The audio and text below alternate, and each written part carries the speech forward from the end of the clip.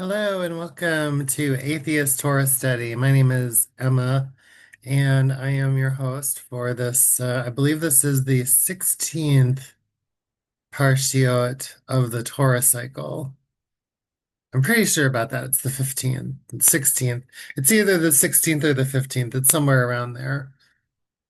Basically, we're about a third of the way through the Torah, so we've actually done a lot already. Anyway, so today is Parsha Beshalach. And Parsha Beshalach is the story of the splitting of the Red Sea, and then um, the the song of the sea and the beginning of the wanderings in the wilderness. So all of the plagues have happened, and the slaves have been set free, and now they're about to walk through the middle of the ocean. So, um, it's it's a good story. I mean, it's very imaginative, and it's hmm, well, let's just get into it. We'll read it and we'll talk kind of talk. I'm gonna probably jump around like I usually do, but we'll read it and we'll probably jump around a little bit. So a couple of things I want to say about this at the beginning. There's some really interesting things in the story that kind of take it out of other parts of the Jewish Torah. Um, but I mean really grounded in the Torah too. It's this it's this very this moment is a very grand moment, and it's very detailed. I mean it really wants you to use your imagination to imagine what it would be like to have a big opening in the sea and to like walk into it and then have the sea collapse on you. And it takes a little bit of imagination to think of that sort of thing. So, we'll kind of read through it. The best thing that I can say as an atheist about this part is that I think that the whole thing from the beginning is, and this is what I usually say in my Torah study too. I mean, when I'm in a Torah study, that this is supposed to be an internal journey. Now, whether it's the best example or the best narrative of how to take an internal journey, you know, I'll leave that to you to decide. I think I could probably write something a little better, but this was written 2,300 years ago. And so the standards for what was, I mean, there weren't as many people who were around then writing, and they were kind of inventing new styles of fiction and new mythologies. I mean, people were literally inventing mythologies. And this was just an attempt. So I was listening to this scholar, one of my favorite. I'll have to admit this. This is a dirty secret. I'm just going to let you in on. Okay, one of my favorite podcasts sites to go to is History Valley with Jacob Berman. And History Valley is very iffy. It's kind of hit or miss. But History Valley has got some really great. It's like I don't know how to explain History Valley. It's sort of like the weekly world news for atheists who were raised religious. It's absolutely fascinating. And Jacob Berman fills it with content. I don't know what his story is. I think what I remember about History Valley from when it started years and years ago was that, like, originally there was a bunch of ex-Mormon stuff on it. And then he kind of branched out, but I may be totally wrong about all of this. Anyways, Jacob Berman, he had this academic on the other day, and it was really interesting because the academic was sort of talking about the context. So this was yet another academic who was basically insisting that the Torah was written around like in the third century BC, which Yochanan Adler also says, and there's several other mythicists who speculate that the Torah was written in the third century BC. I mean, ultimately redacted. There's a way in which you can tell the story of when the Torah was written, where you could say it was written in the third century BC, and you could still line it up with like Richard Friedman and with most, biblical scholarship, which says that the Torah was mostly compiled around, the time of the Babylonian exile. I mean, I think that there's definitely something to be said for the idea that the Babylonian exile was this kind of foundational experience that really shaped um, the national identity of what became the Jewish people. So there's definitely no doubt about that, And it could be that maybe when people were writing the Torah in the third century BC, they were looking back at something that happened 300 years ago. By the time something's happened 300 years ago in the ancient world, it's basically like forever, you know. And I mean, but at the same time, it's also like it just happened yesterday. So like excuse me, the ideas of time as they exist and as we understand time in the ancient world is different, in the world that they wrote the Torah in, it's very different. And so I mean, there's parts of the Torah that are just so fascinating because they echo all the way back to cities like Ur and Uruk and to the very beginning of what we know about civilization in the Fertile Crescent. And they refer to those times almost as if they were just yesterday. I mean, in the Torah, they practically were just yesterday. But and then there's other parts of the Torah where like there's something that maybe, I mean, when you look at the scholarship, maybe it just happened, maybe it happened like 200 years ago or something like that, but it seems like it was millennia ago. So the idea of time really shifts a lot. And I mean, no matter what, the fact that I mean, I'm pretty much in agreement with the idea that the Torah was mostly redacted and compiled in the third century. I mean, and again, I'm just some person sitting in a room. I mean, what do I know? This is just what I think based on everything that I've heard and seen. It seems to make sense. It was redacted around the third century BC, and it opens up a lot of really interesting questions because if it was actually redacted and compiled around the third century BC, then it was done in response to something. Now, the academic that Jacob Berman had on his show the other day, History Valley, was really interesting because he was saying the same thing that I've heard other scholars say too, that basically the Torah was redacted as a way to compile a national literature that was kind of in vogue at the time. There was this sense that there were all of these either defeated kingdoms or minor kingdoms that existed in the Levant, and that they created these narratives, about their glorious past in order to help them feel better about themselves and to feel more confident about who they were as a people. And so, people who are Jewish were sort of doing the same thing. I mean, I definitely believe that the Library of Alexandria had something to do with compiling national literatures. And I also think that whether the Library of Alexandria or the kind of scholarship that went on between writers, because this is still a very privileged elite sort of thing. There's not a lot of literacy at the time, there's not a lot of scribes, but there's a few people, and, they have an agenda and they have some ideas and they have things they want to say.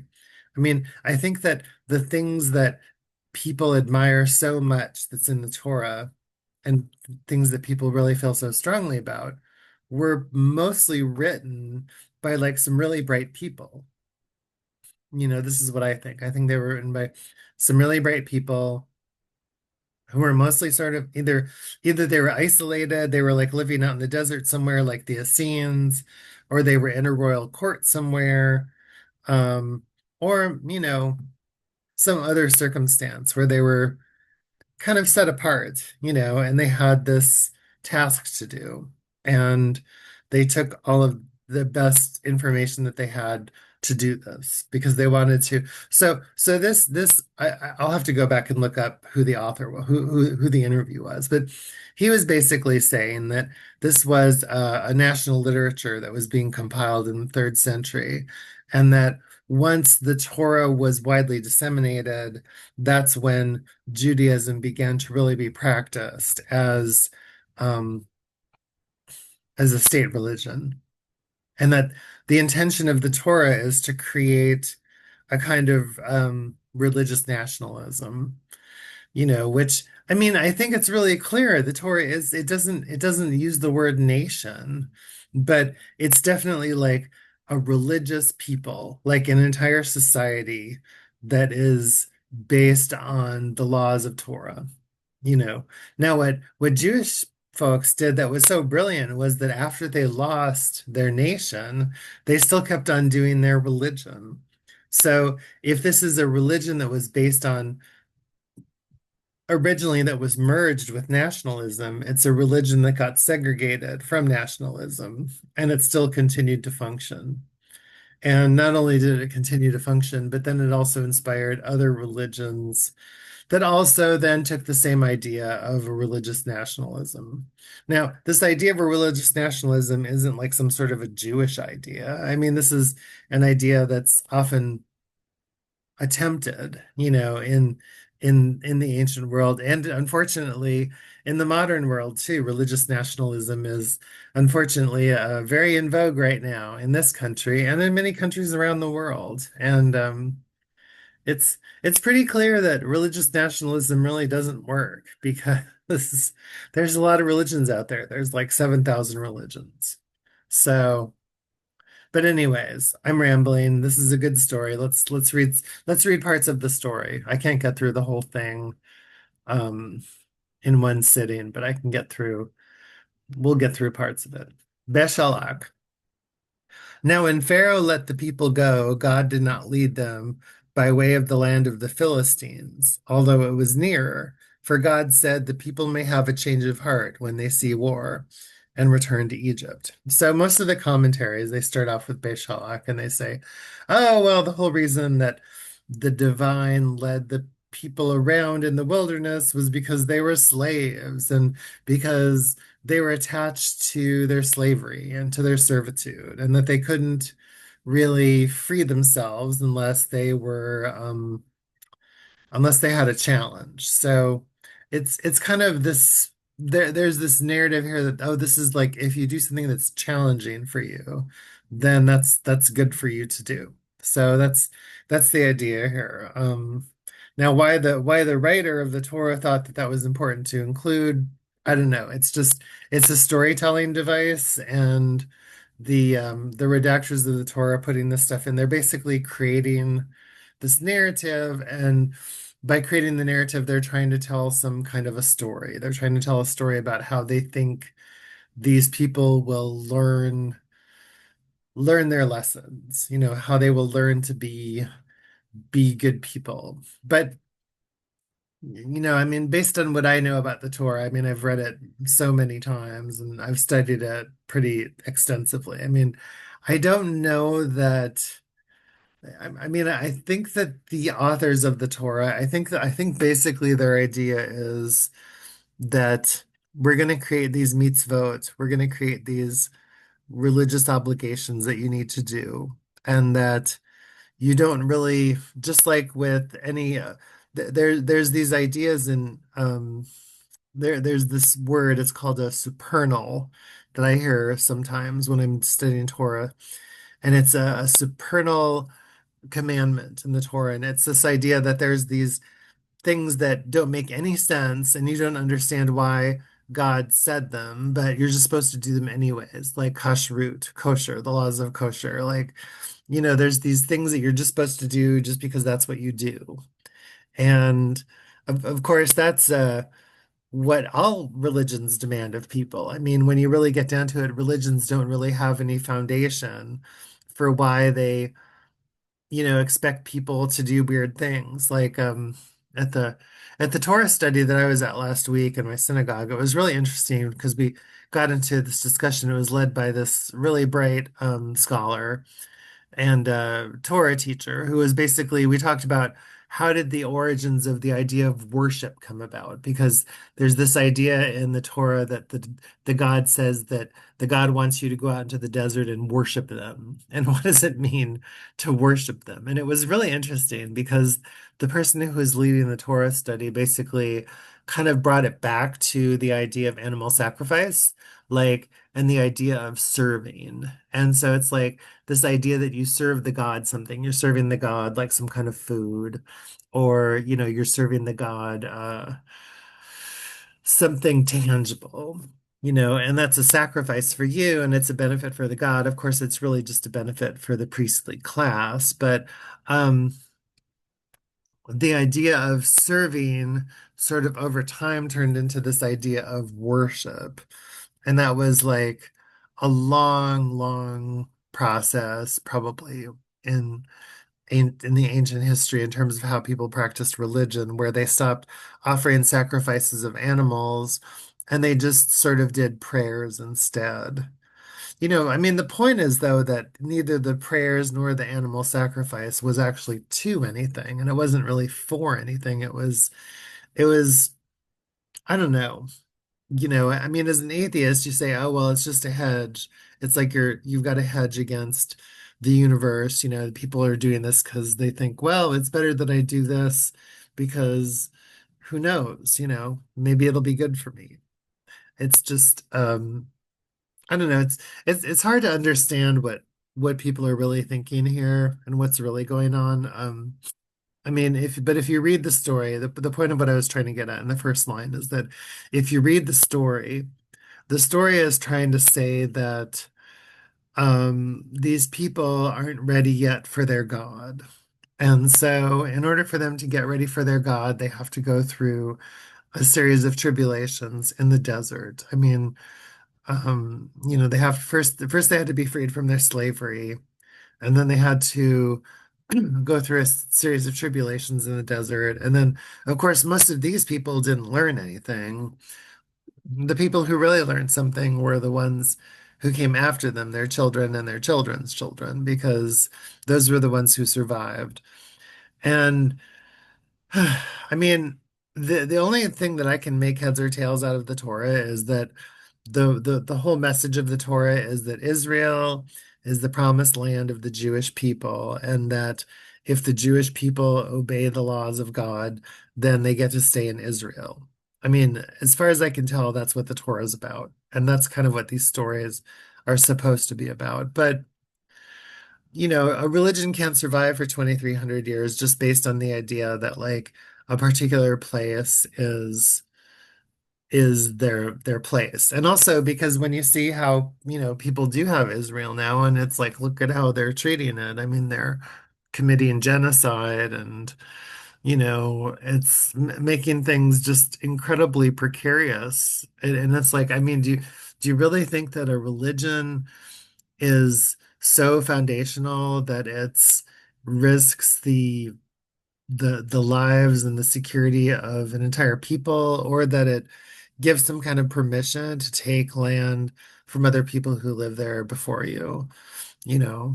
And it's like it's just this whole thing just is kind of, I don't know, it's the problem that all religions have. I mean, I'm not trying to be critical of Judaism, because Judaism isn't any better than any other religion in terms of how it kind of connives you into giving it things that it doesn't really deserve. I mean, the the the other religions, Christianity does the same thing. Islam does the same thing. I mean, other religions do the same thing. I mean, they demand your sacrifice, and they want you to fall in alignment with their text. And so by doing that, you kind of give something collectively to the process that it doesn't really deserve.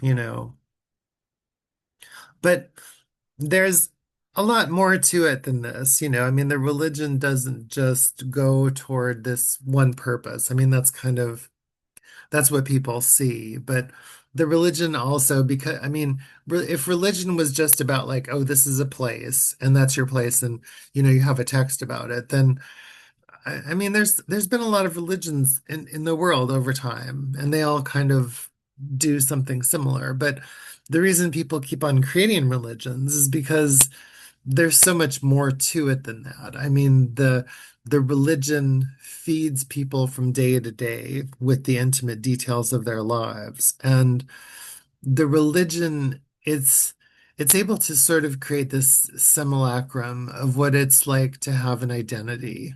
And it's able to sort of also understand what it's like to have an identity within a complex society. And so it gives you all of these ways of navigating complex social spaces and tells you what your roles are supposed to be. And it's not doing anything more than what you already know through your own experience, but it inserts this God into it. It inserts this deity into it, and it becomes this magical, imaginary part of the identity of the text that carries you through the text. So, anyways, let's read some more. So God led the people around about by way of the wilderness of the Sea of Reeds.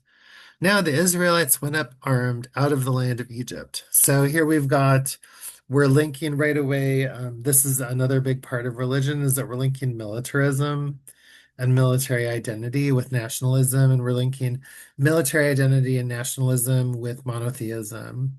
And this is the God of the patriarchs. I mean, the God of the patriarchs, the one that we see over and over again, including right here in the United States.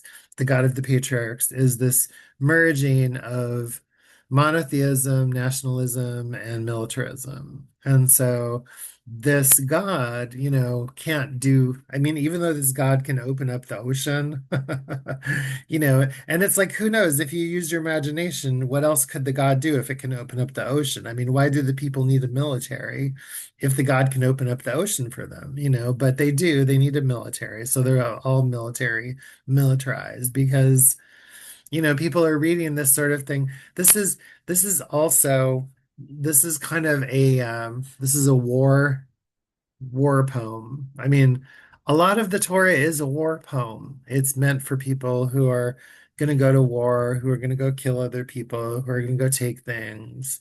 And it's a war poem. There's a lot of warfare in the Torah and the Tanakh. And here it is. I mean, now these people are supposed to have just come out of slavery, so how do they know how to fight? There's the part of the story here is that even though they're armed, they're afraid.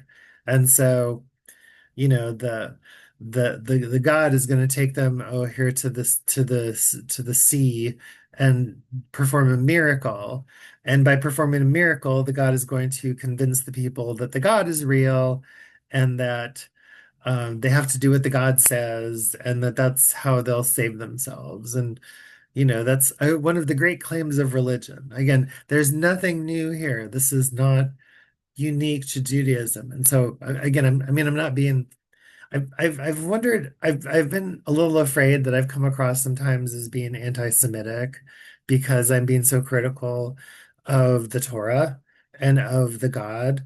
But it's like I mean, I would be happy to also do this with a Christian text. I wouldn't have any problem with that. I'd be happy to do this with a Christian text as well. It's I mean, as an atheist, I'm not against Judaism. I mean, I'm Jewish and I'm really, I really enjoy being Jewish. I'm not against Judaism, but I don't believe in the God, and I'm trying to understand why people do. And I'm trying to understand really what can you do if you have the text which people are have clung to for literally thousands of years, but you don't have the God. And I mean, people have said, well, it's not a big deal to be an atheist and a Jew. You can still be an atheist and a Jew because being Jewish is a cultural identity.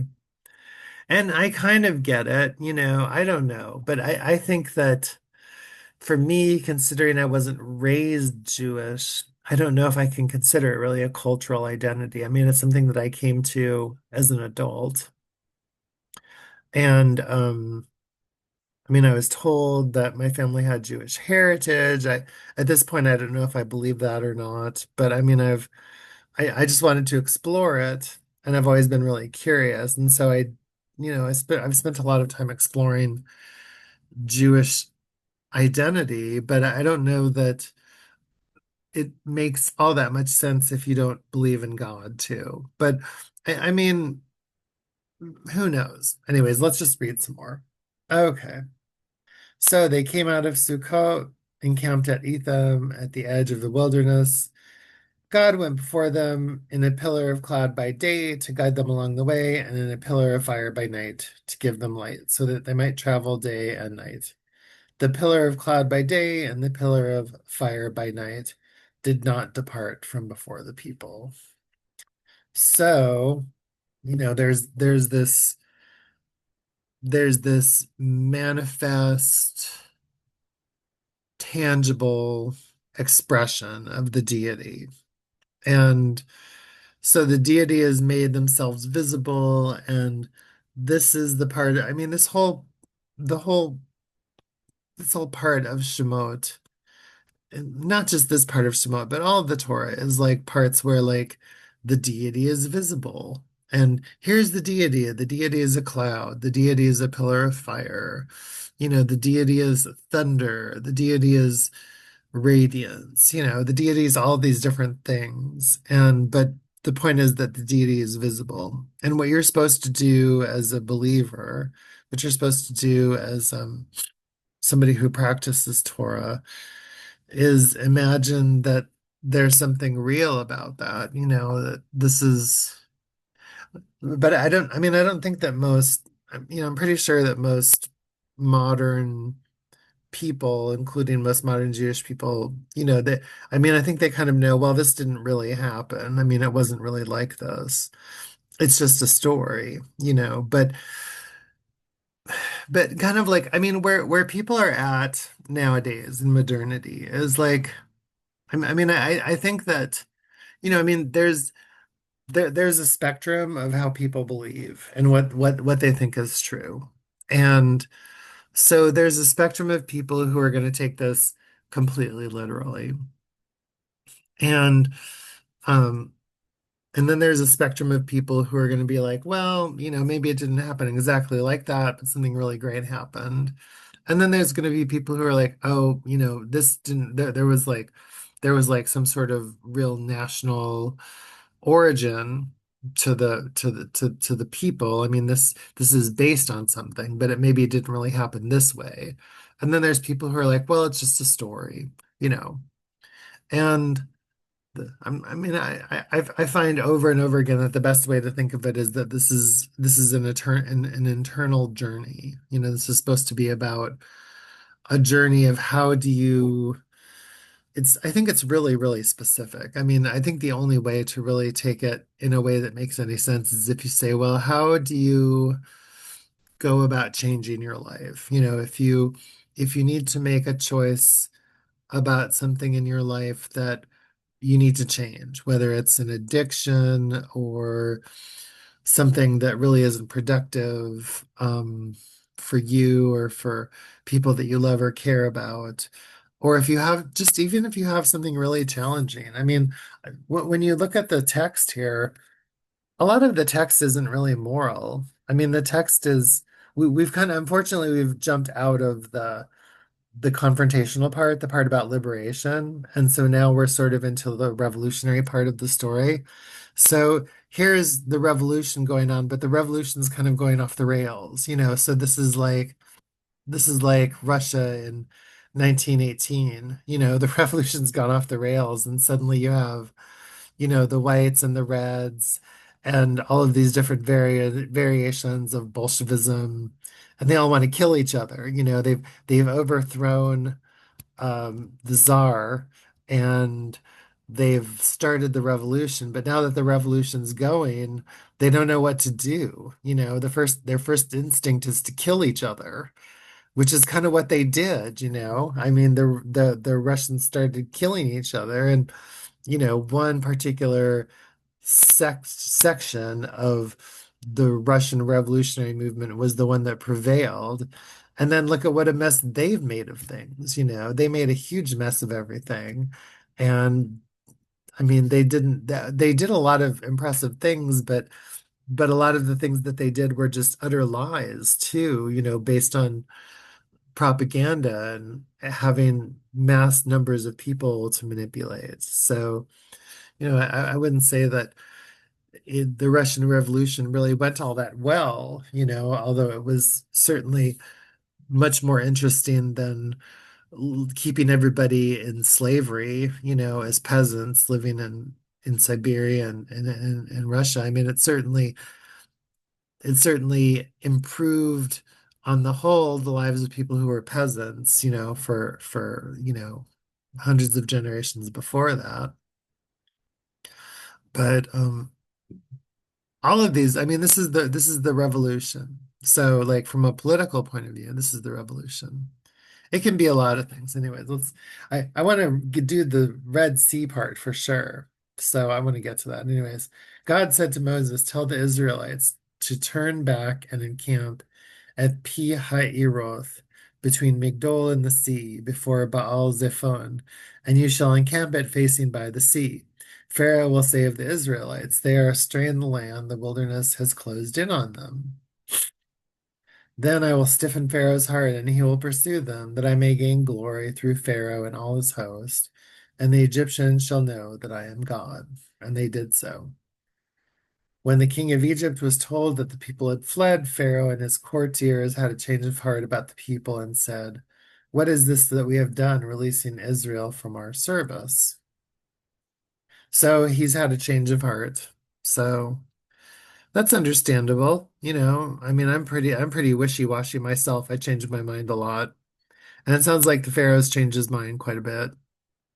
But, the Pharaoh is just this Ponzi. He's just he's just a narrative device in the story. So it's like, that they've taken, and this is maybe when the people who wrote this. So I mean, I have to really ask myself questions about what's really going on here. So when the people who wrote this, like if I'm following one timeline and I'm saying, oh, this was written around the third century BC, by the third century, Egypt was nothing. Egypt didn't matter. It wasn't. It was still a kingdom, but it had been defeated. Egypt was defeated by um so many kingdoms. Like it was way, way past its prime, Alexander the Great, and then later on the Romans, and before that, I don't know who all conquered Egypt, but Egypt was really, if this was written in the third century BC, Egypt was not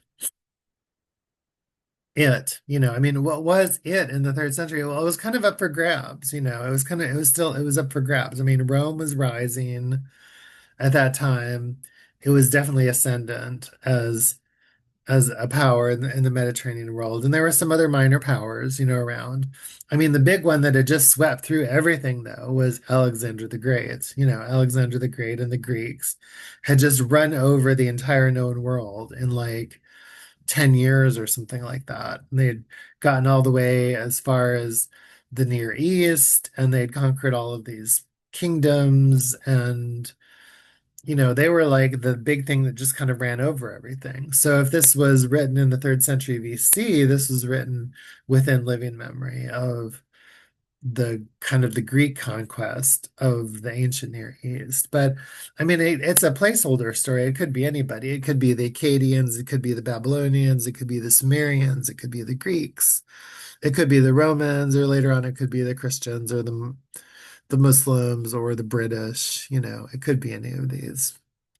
Anyways, God stiffened the heart of Pharaoh, king of Egypt. He gave chase to the Israelites as the Israelites were departing defiantly.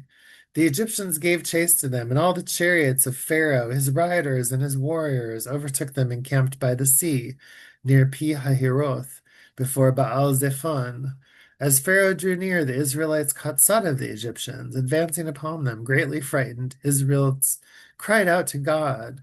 They said to Moses, was it for want of graves in Egypt that you brought us to die in the wilderness? What have you done to us, taking us out of Egypt? So that's an interesting line right there. There's kind of like, so there's just one little atheist line right there. Just one little atheist line. It's like, here's the people, and they're criticizing God, and they're criticizing Moses, and they're saying, what on earth are you doing with us? And it's like, to me, that's the beginning of atheism. I mean, these people sitting here saying, what in the heck is going on? Why are you doing this to us? Is like the beginning of a good atheist inquiry, you know? And it doesn't have to end with, oh, I abandon everything about my culture. I despise my culture and I despise the God and I reject everything about it. I mean, it doesn't have to go that way. It can be like, well, what on earth is going on here? Why are these people? But I mean, it doesn't hurt if you do that. I mean, there's, in the future, there's going to be new traditions. There's going to be new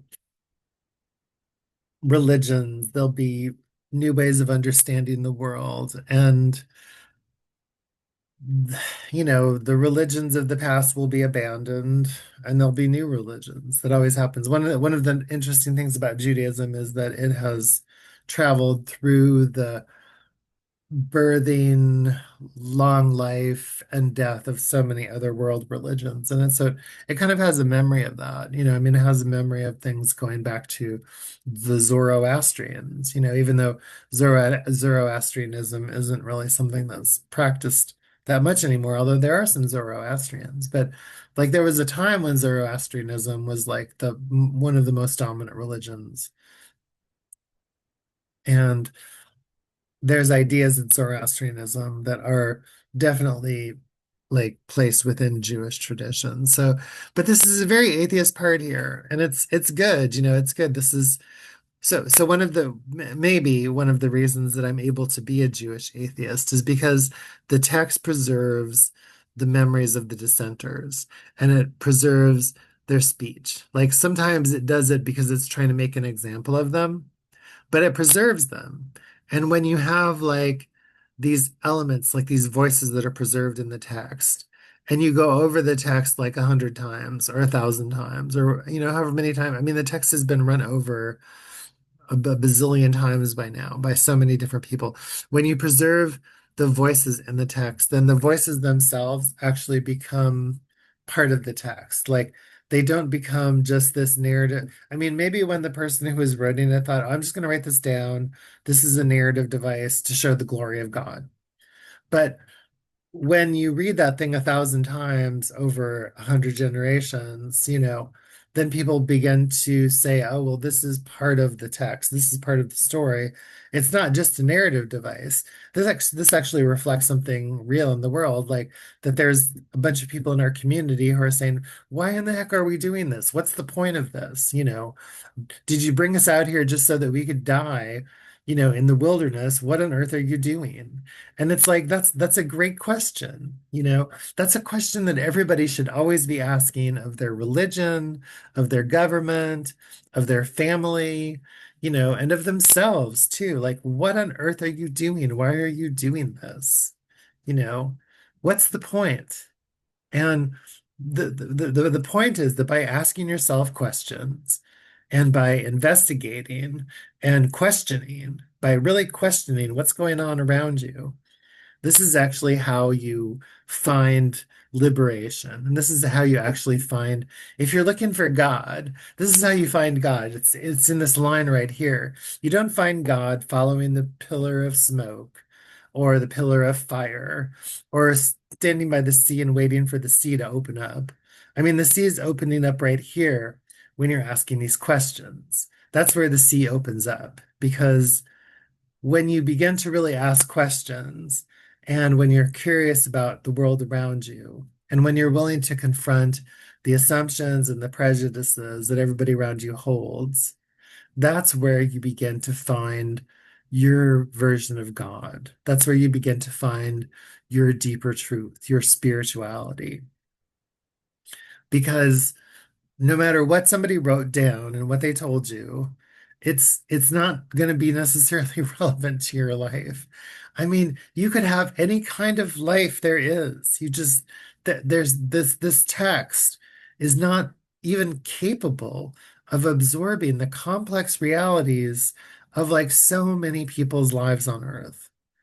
It's just the only way you're going to find any kind of meaning in your life is by looking at how you exist in the world, where you exist, what you are, and working with that and working with the narratives that your culture has given you, and working with the narratives that you can find through your own human ingenuity. A lot of this, it's it's out there. Everything is in the world is out there for you to find and to attach to and to explore.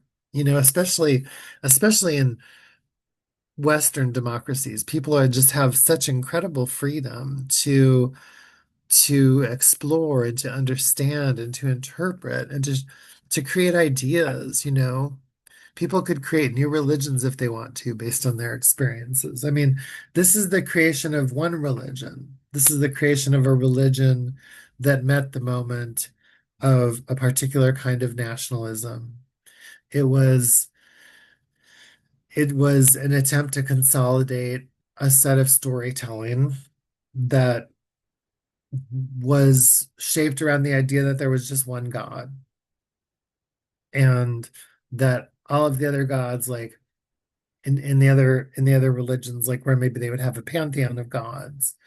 And in this religion, they're saying, oh no, there's just one God.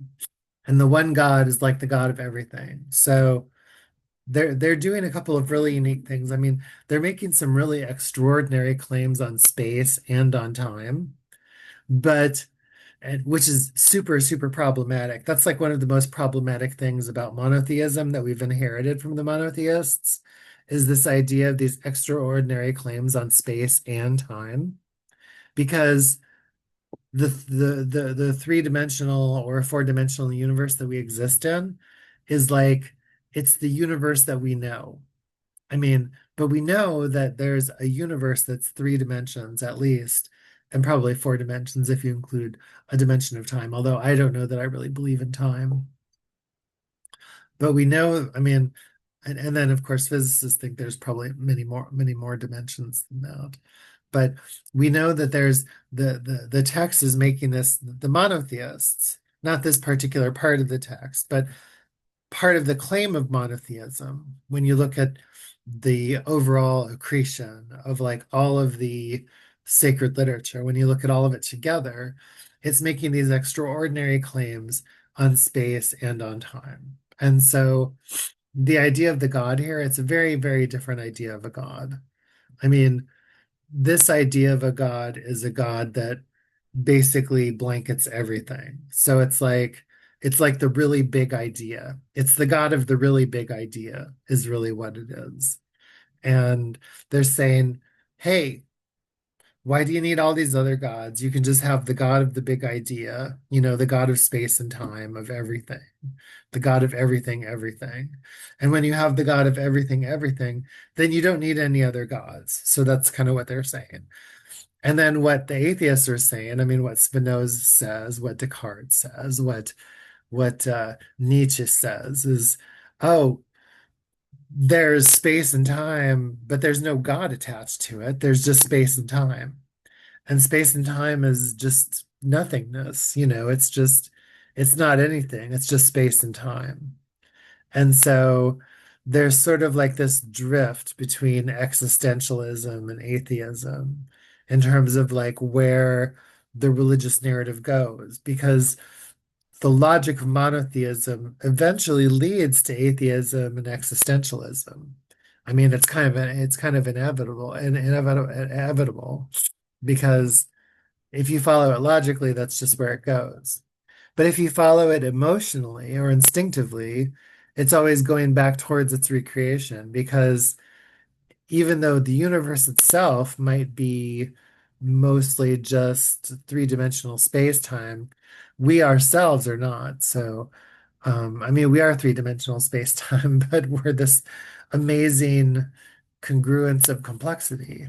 And so I was having coffee with a friend the other day, and we were talking about this. We were talking about different things, and I was trying to describe like if God is the God of all space and time, then what does that mean? Because when you look at the universe is almost completely empty space and marked by very, very small punctuations of extreme complexity. And so that's kind of what we are. We're like this byproduct of of a complexity was created through the physical forces of the universe. And so we're an expression of punctuated, extremely rare complexity. And so that's, I mean, I think for most people, they think that's God. I mean, most people are like, well, they exist, so they know there's a God because the fact that they exist is a miracle. That's how people think. Life is a miracle. All life is precious. Everything's a miracle. And it's like it's it's that reverence and that fascination with life, which is a fascination with biology, and it's a fascination with physics, and it's a fascination with chance. You know, I mean, people can't accept that the world just kind of happened. There wasn't any God that assembled it. It happened through, I mean, the thing, so the part that makes the time is real is that, this happened over a long time. I mean, but the idea of time is something that's in our imagination because it couldn't have really happened over a long time because there wasn't any time back then. I mean, we can imagine in our mind right now that there was some sort of a time back then, but there never was. That was, I mean, that existed, but it doesn't exist anymore because it's the same moment that we're in. But we can trace how matter, how everything reshaped itself. Anyway, so that's kind of where people get God. They get God from all that stuff. But this text doesn't really say it though. That's the problem.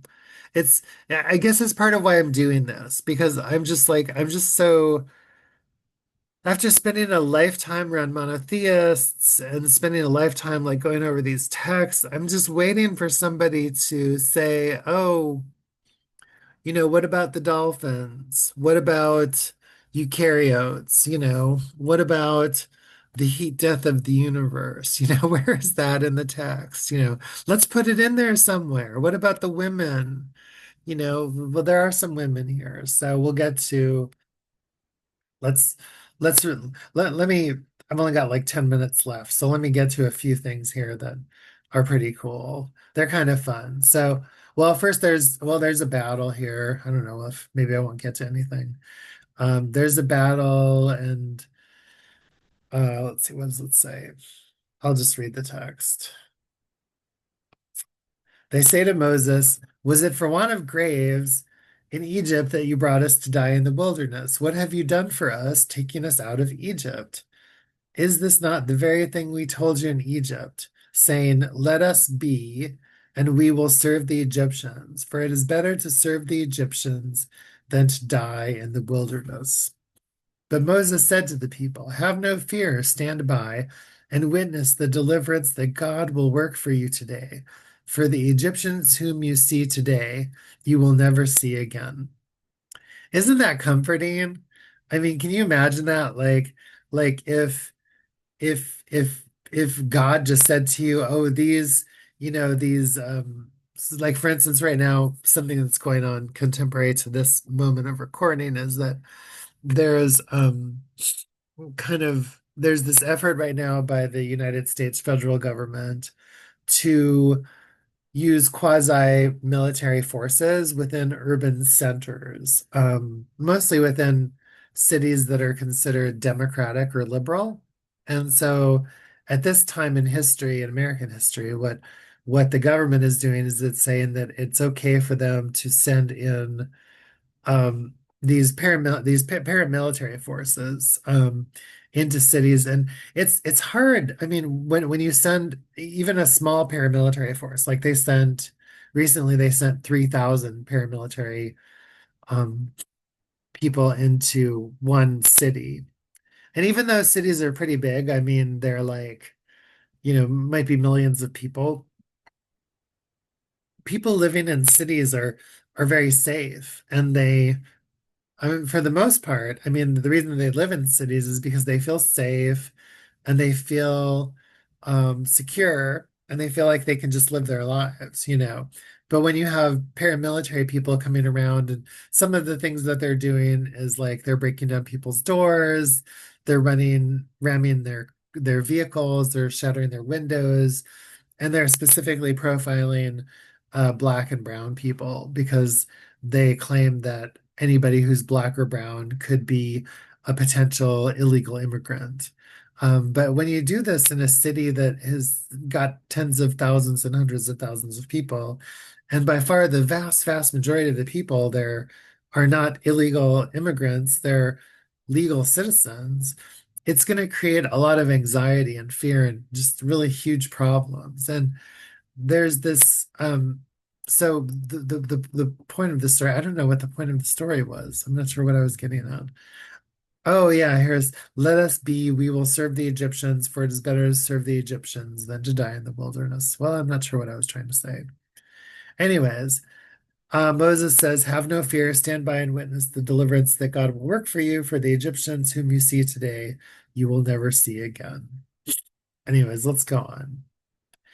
It's the atheist implications of that are obvious. I mean, in a way, it's really easy to do atheist Torah study because all you have to do is anywhere where God says something, you can just say, oh, well, that's a good place to have a conversation because if there was never any God that ever said anything, then what does it mean? What are the implications of that? What does it mean when you have this text where you have this deity over and over again that doesn't exist, who isn't doing anything?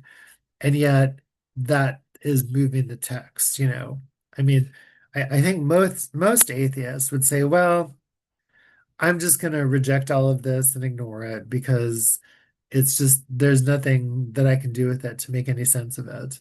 But, I'm not like that. I'm much more interested in trying to understand what's going on here. Anyway, so then he says, I will stiffen the hearts of the Egyptians so that they go in after them, and I will gain glory through Pharaoh and all his warriors, his chariots, his riders.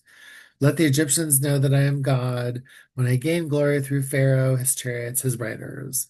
Then the angel of God, who had been going ahead of the Israelite army, now moved and followed behind. The pillar of cloud shifted in front of them and took up a place behind them. And it came between the army of the Egyptians and the army of Israel. And thus there was a cloud of darkness, and it cast a spell upon the night, so that one could not come near the other all through the night. Then Moses held out his arm over the sea, and God drove back the sea with a strong east wind all that night, and turned the sea into dry ground, and the waters were split.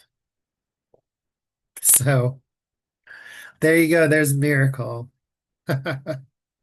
How's that for you? You just wrote a good miracle. So, if I were I mean, if I were to be clever here, I would say this is a good class in learning how to write miracles. So if you want to write a miracle in your life, say anything, here's a good example of it. So it's it's it- how do you okay, so this is something I was not prepared to discuss. But how do you analyze a miracle in the text? I mean, it's a mythology, it's a myth, and it's like what were people thinking here? What is like? Let's put this on the couch and analyze it. What are people thinking? Because that's a little unexpected. I mean, maybe that's part of what makes it a good story is that there's something unexpected that happens. Like, so here's the people and they're desperate and they're anxious and they're at the end of their ropes, and then all of a sudden the sea opens, you know. So why do people like that story? Is it just maybe it's just the same thing that keeps people entranced with religion, just period. It's like it's this belief in magic, this desire to believe that magic is real. And here's magic really happening in front of your eyes. Um, but it's also it's more than that though. It's a testament to the human imagination. I mean, what if the sea could split in two? What if the sea could just open up? What if there was a strong wind and it could just open up the sea magically? Wouldn't that be neat? That would be so cool. I mean, we could sort of do that in a way. You can actually burrow a tunnel underneath the sea nowadays with boring machines. And, with billions and billions of dollars, you can create a tunnel under the English Channel, and you can drive from England to France. You don't even need God to split the sea for you, and you can get to the mainland. That's pretty amazing. That's a miracle, But it would be so much easier if every time you wanted to get from England to France, if God would just split open the English Channel for you, so you could just drive along the bottom of it, and then close it up again when you get over to France in your personal automobile. So that's kind of what's happening here, and it's an act of imagination. But what made, I mean, part of why people loved mythology in the ancient world, they didn't have television back then. They had storytelling, and it's just fun. It's a fun story. I mean, there's not a lot of places in the Torah where you have really fun stories. There's a few. Most of them are in Bereshit. I mean, this is right here in Exodus. But I mean, most of Exodus and the rest of the Torah is just kind of painful compared to this stuff. But this is, it's supposed to be fun. It's supposed to be glorious. It's supposed to be celebratory. It's justice. These people are getting justice. Justice is happening. And and it's just this earthy, tangible justice, which actually is how it feels when something really great does happen, like when we elect our first Black president, or when um, women get the right to vote, or when a war ends, or something like that. I mean, or when undocumented people stop living in terror, and when there's some kind of, it's not just about though getting the thing that you're trying to seek liberation for. It's also about the people who punished you getting punished themselves. So there's a little bit of a revenge fantasy here too, which is very human. That's just kind of how people are. Anyways, I think that's about it. I'm just about out of time here for recording this episode of Atheist Torah Study. So, thanks so much for joining me. There's a lot more to this Parsha. It's a very complicated Parsha. There's a lot that happens here. Um, and I don't know how well I'm doing. I'm doing my best. I hope that you're enjoying this. I'm just trying to understand the text a little bit from my perspective as an atheist. So thanks so much for joining me, and I'll see you next week on Atheist Torah Study.